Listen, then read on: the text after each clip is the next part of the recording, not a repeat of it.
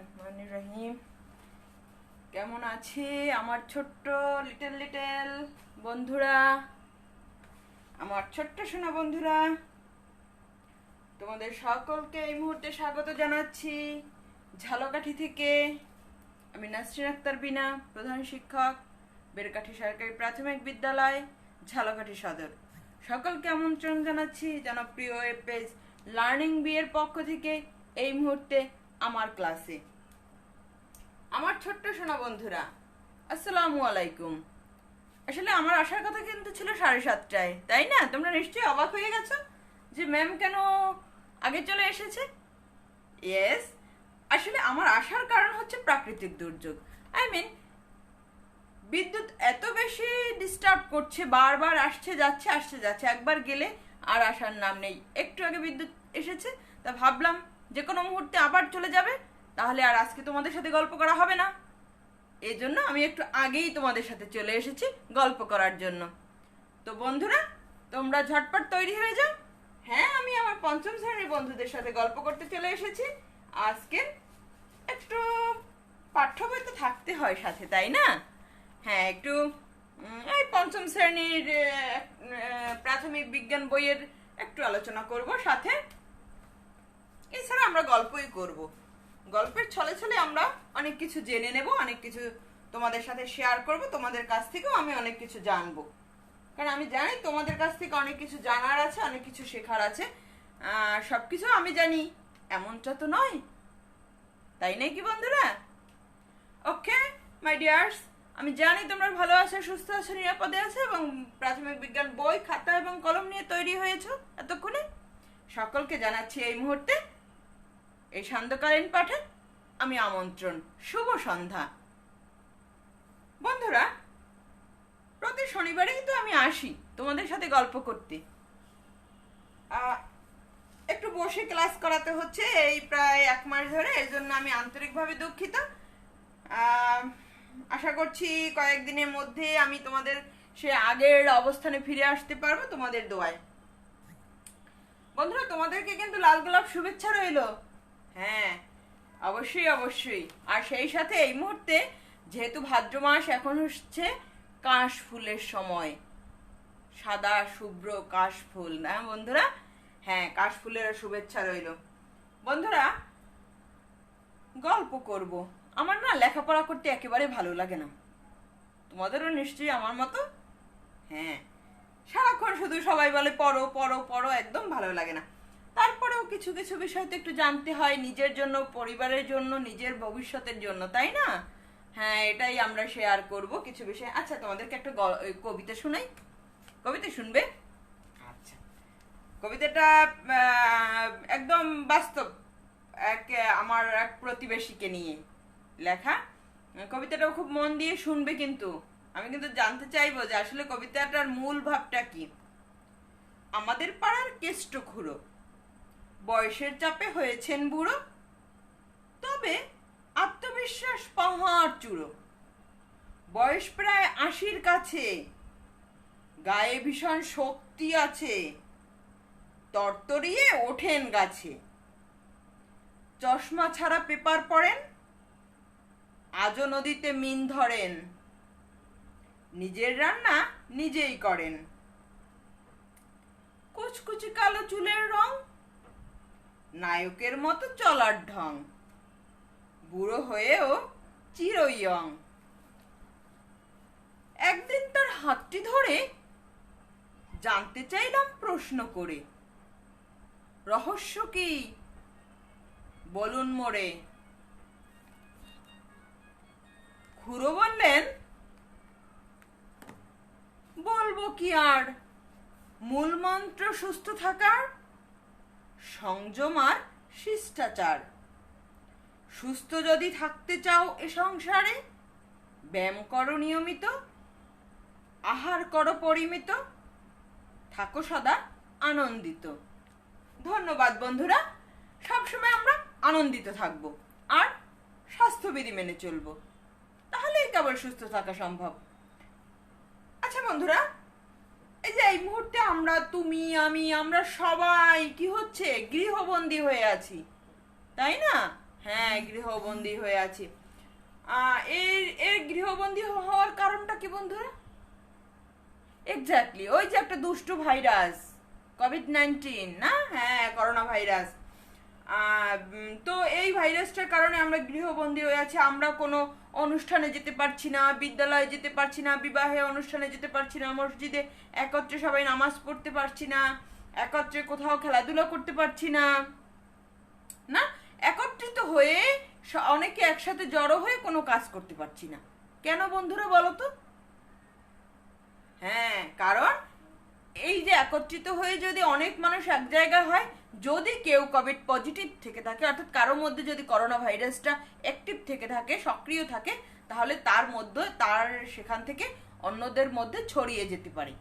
তাই তো এজন্য সবসময় বলা হয়েছে কি, নিরাপদ দূরত্বে থাকতে, অর্থাৎ 3 ফুট দূরত্বে থাকতে বলা হয়েছে। আর বলা হয়েছে সবসময় মাস্ক ব্যবহার করতে। হ্যান্ডশেক, যেমন আমরা ঈদের নামাজ পড়ার পর কি করি, হ্যান্ডশেক করি, কোলাকুলি করি, বাড়িতে একজন নতুন মেহমান আসলে কোলাকুলি করি, আমরা জড়িয়ে ধরি আপনজনদের পেলে।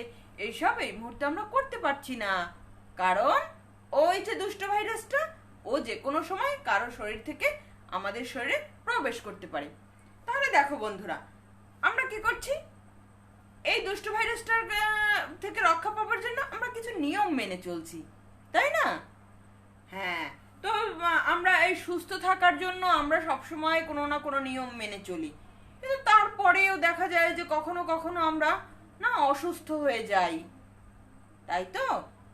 হ্যাঁ, দেখা যায় যে আমি ঠিকই বা তুমি স্বাস্থ্যবিধি মেনে চলছো, কিন্তু দেখা যায় তারপরেও হঠাৎ করে কিভাবে যেন আমরা বিভিন্ন রোগে আক্রান্ত হয়ে যাই, নিজের অসাবধানতাবশত অথবা অজ্ঞতাবশত অথবা কোনো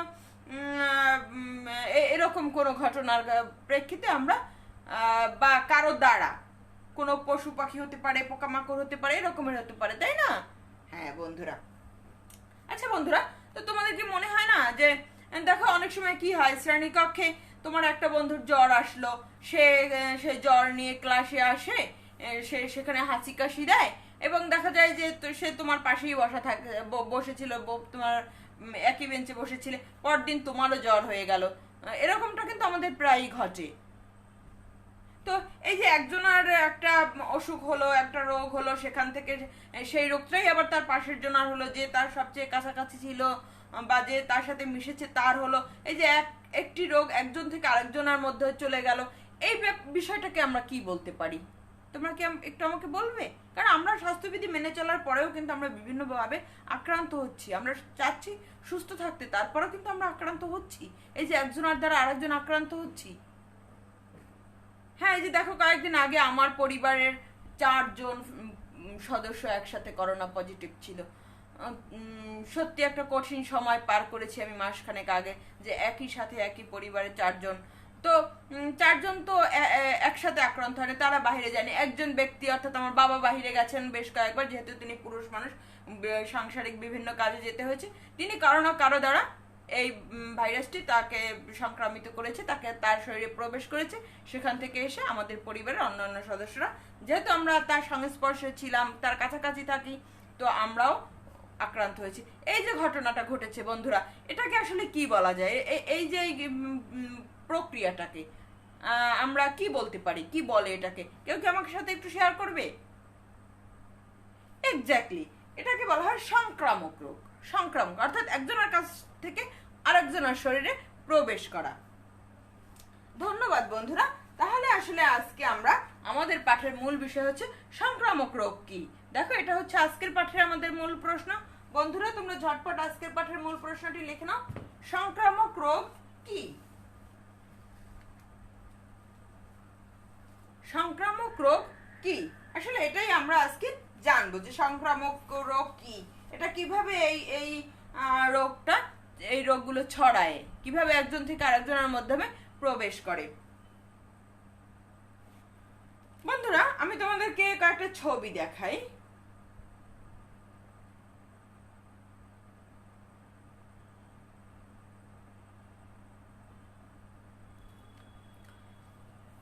বন্ধুরা, তোমরা সেই সংক্রামক রোগ কি এবং এই সংক্রামক রোগ কিভাবে ছড়ায়, এটা একটু ভাবতে থাকো তো। এবং খাতায় একটু নোট করো যে সংক্রামক রোগ আসলে কিভাবে ছড়াতে পারে, কিভাবে ছড়ায়। আচ্ছা বন্ধুরা, এই ছবিটা দেখতে পাচ্ছ, কি দেখা যাচ্ছে ছবিটাতে? হ্যাঁ, একজন লোক হাঁচি দিচ্ছে, তাই না? দেখো তার হাতে কিন্তু একটি রুমাল বা টিস্যু দেখা যাচ্ছে, সে হাঁচি দিচ্ছে। আমরা এই যে দেখো বন্ধুরা, মশা মশা কিন্তু আমাদের পরিচিত একটি প্রাণী, কিন্তু এই মশার কামড়ে কিন্তু আমরা প্রতিনিয়ত বিভিন্ন ধরনের রোগে আক্রান্ত হচ্ছি। নিশ্চয়ই তোমরা আমার সাথে একমত হবে। এক্স্যাক্টলি। আমাদের আরেকটি পোষা এবং পরিচিত প্রাণী, এটা হচ্ছে কুকুর। বন্ধুরা, ইয়েস, কুকুর। আমরা কিন্তু এই কুকুর আমরা প্রায় বাড়িতে পুষি, অনেকে আবার পুষি না, কিন্তু তারপরেও আমাদের বাড়িতে থেকে যায়, তাই না? কিন্তু ওর দ্বারাও কিন্তু আমরা একটি রোগে আক্রান্ত হই। আর সেই রোগটা যদি কারোর মধ্যে হয়, সে যদি অন্য কারো ওর মাধ্যমে কিন্তু এই রোগটা বিভিন্ন জনে ছড়িয়ে পড়তে পারে। তোমরা কি একটু ভাববে যে আসলে সেই রোগটা কি রোগ যেটা ওর মাধ্যমে ছড়ায় বিভিন্ন মানুষের মধ্যে? হ্যাঁ বন্ধুরা, আমরা আরো একটি ছবি দেখতে পাচ্ছি। দেখো, সে কাশি হাঁচি দিচ্ছে এবং তার হাতে একটি রুমাল বা টিস্যু আছে। বন্ধুরা, আমরা যে ছবিগুলো দেখলাম, হাঁচি কাশি দেয়া, এই যে বিভিন্ন প্রাণী অর্থাৎ মশা মাছি বা এই ধরনের অন্য অন্য প্রাণী, কুকুর, এইসব প্রাণী বা এইসব ঘটনার মাধ্যমে কিন্তু বিভিন্ন রোগ ছড়ায়। যেমন এই মুহূর্তে কি বলা হচ্ছে যে জনসমাগমের মধ্যে বসে হাঁচি কাশি না দেয়া, আর যদি তোমাকে একান্তই হাঁচি কাশি দিতে হয়, অবশ্যই রুমাল বা টিস্যু ব্যবহার করা। এর কারণ কি? রুমাল বা টিস্যু না থাকলে তাহলে তোমাকে কি করতে হবে? হাতের বাহু দিয়ে এভাবে নাক চেপে ধরে তারপরে হাঁচি দিতে হবে। এর কারণ কি হচ্ছে? আমাদের হাঁচি বা কাশির সাথে আমাদের শরীর থেকে বিভিন্ন প্রকার জীবাণু বের হয়ে যাচ্ছে, যে জীবাণুটা আমাদের শরীরের মধ্যে আছে, আর ও বাতাসে মিশে যাচ্ছে। ওই বাতাসটা যখন একজন সুস্থ মানুষ গ্রহণ করবে, সে আক্রান্ত হবে, তাই তো? হ্যাঁ, তো দেখো, এভাবেই কিন্তু একজনের থেকে আরেকজন মানুষের মধ্যে বিভিন্ন রোগ ছড়িয়ে পড়ছে, আর এই কারণেই এগুলোকে বলা হচ্ছে সংক্রামক রোগ। তো বন্ধুরা, যদি আমরা একটু দেখে নেই যে আসলে সংক্রামক কি, রোগ কি, বিভিন্ন জীবাণু শরীরে প্রবেশের ফলে সৃষ্ট রোগই হলো সংক্রামক রোগ। এ সকল রোগ প্রত্যক্ষ বা পরোক্ষভাবে একজনের শরীর থেকে অন্যজনের দেহে ছড়ায়, অর্থাৎ বিভিন্ন জীবাণু প্রবেশ করে। এই যেমন কোভিড-19, এটাও তো একটা ভাইরাস। এই ভাইরাসটা আমাদের শরীরে প্রবেশ করে আমাদেরকে অসুস্থ করে দিচ্ছে, আর এখানে হাঁচি কাশির মাধ্যমে ও এবং এই যে একজনের স্পর্শ করার মাধ্যমে ও অন্য আরেকজনের শরীরে প্রবেশ করছে। তো দেখা যায় যে বিভিন্ন জীবাণু। বন্ধুরা, তোমরা আরেকটা রোগের সাথে বেশ পরিচিত, সেটা হচ্ছে যক্ষা।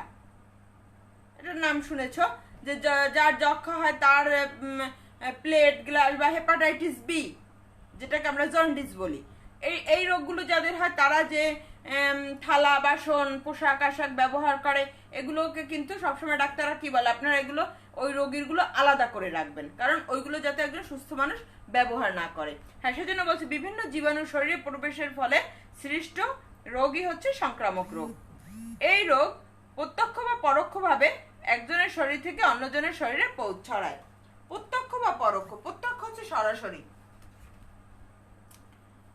যেমন এই যে কোভিড-19 সরাসরি একজনের থেকে আরেকজনের শরীরে পৌঁছায়। অর্থাৎ আমি যদি এখন কোভিড পজিটিভ হই, আমি যদি কারোর সাথে হ্যান্ডশেক করি, আমি যদি কারোর সামনে হাঁচি দিই, তাহলে সে আক্রান্ত হবে। আবার দেখো, অনেকের শরীরে স্কিন ডিজিজ অর্থাৎ চর্মরোগ থাকে। খেয়াল করেছো বন্ধুরা?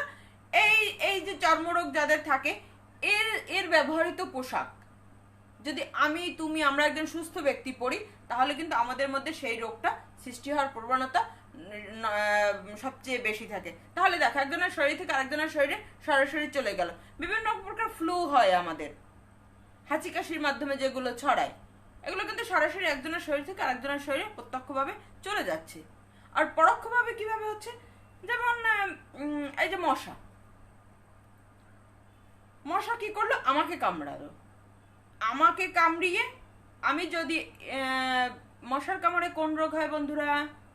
ইয়েস, এডিস মশার কামড়ে বিশেষ করে ডেঙ্গু। মশার কামড়ে তো ডেঙ্গু ডেঙ্গু ম্যালেরিয়া এই ধরনের এই জ্বরগুলো হয়। আমি যদি ম্যালেরিয়ায় আক্রান্ত হই আর আমাকে যদি মশায় কামড় দেয়, সেই মশাটি গিয়ে যদি তোমাকে কামড় দেয়, তাহলে কি হচ্ছে? আমার মাধ্যমে আমার থেকে যে যে আমার আমাকে কামড়িয়ে ও যে রক্তটা নিল, ও থেকে যে ওই রক্তের সাথে যে ম্যালেরিয়ার জীবাণুটা ছিল, তোমাকে যখন কামড় দিল তখন তোমার মধ্যে সেই ম্যালেরিয়ার জীবাণুটা পৌঁছে গেল।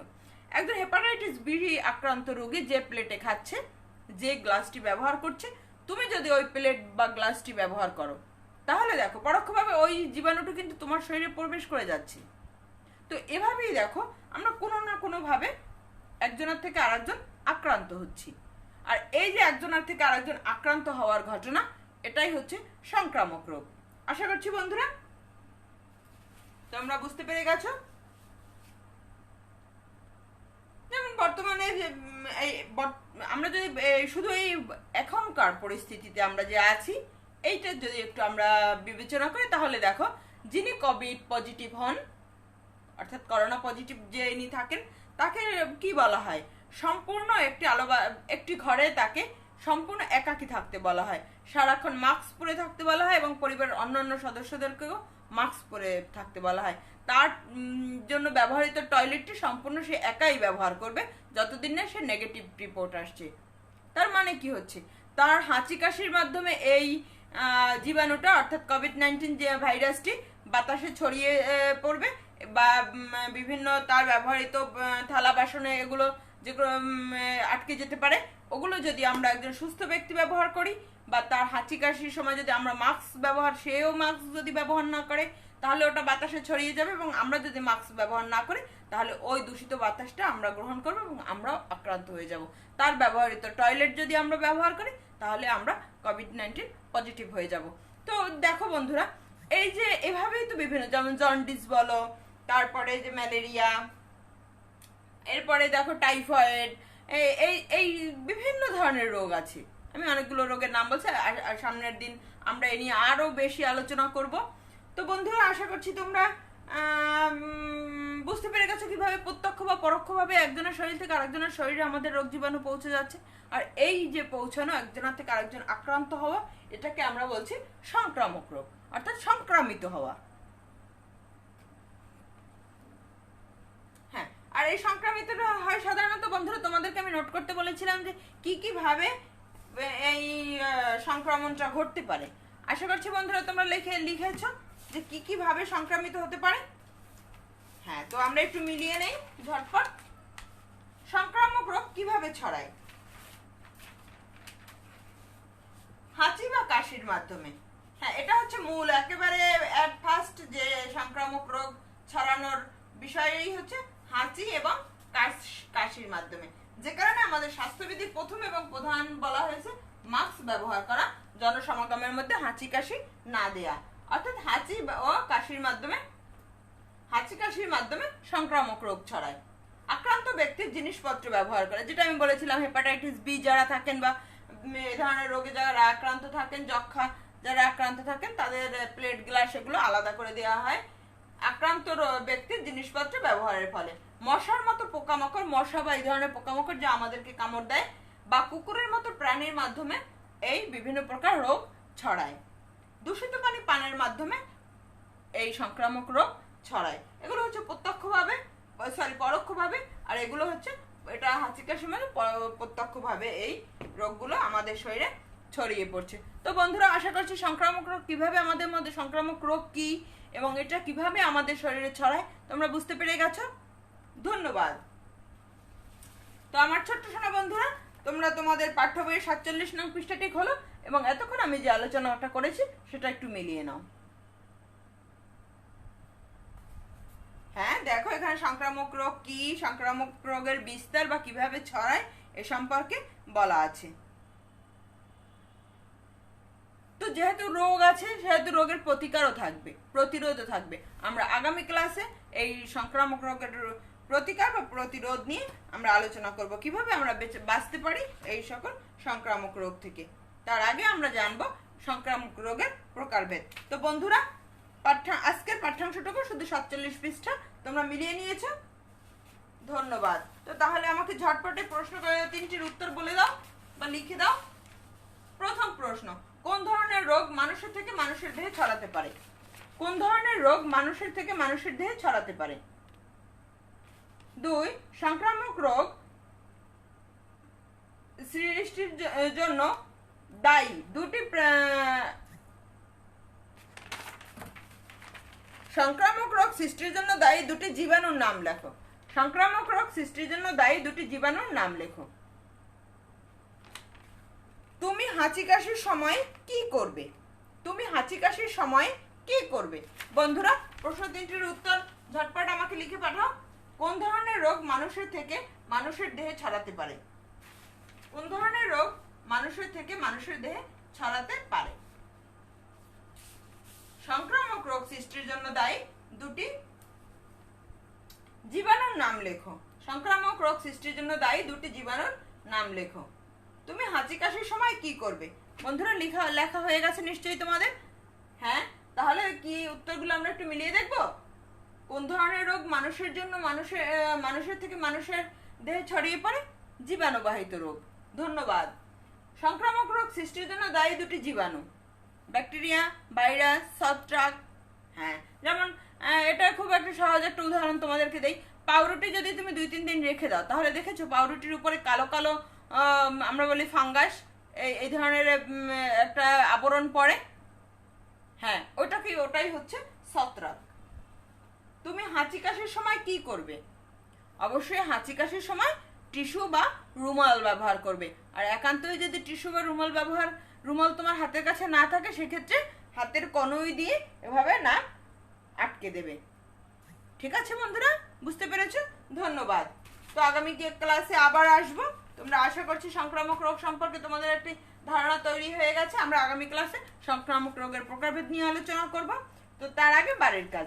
সংক্রামক রোগ থেকে তোমার পরিবারকে যদি তুমি রক্ষা করতে চাও, তাহলে তোমার কি করণীয়? 3টি বাক্যে লিখো। সংক্রামক রোগ থেকে তোমার পরিবারকে সুরক্ষিত রাখতে হলে তোমার কি করণীয়? 3টি বাক্যে লেখো। বন্ধুরা, দেখে নিয়েছো? সংক্রামক রোগ থেকে তোমার পরিবারকে সুরক্ষিত রাখার জন্য তোমার কি করণীয়? 3টি বাক্যে লিখো। কারণ তুমি জেনে গেছো যে কিভাবে সংক্রামক রোগ ছড়ায়। তো তোমার যেভাবে সংক্রামক রোগ ছড়ায়, সেখান থেকেই তো তোমাকে রক্ষা করার পদ্ধতিটা বের করতে হবে। এটাই হচ্ছে তোমার বাড়ির কাজ। যেহেতু তুমি জেনেছো কিভাবে সংক্রামক রোগ ছড়ায়, তো এখান থেকেই কিভাবে সংক্রামক রোগ থেকে তুমি তোমার পরিবারকে রক্ষা করবে, সেটা 3টি বাক্যে লিখে আমাকে ইনবক্স করবে। তো বন্ধুরা, ভালো থেকো, সুস্থ থেকো, নিরাপদে থেকো। আবার দেখা হবে আগামী ক্লাসে। আল্লাহ হাফেজ।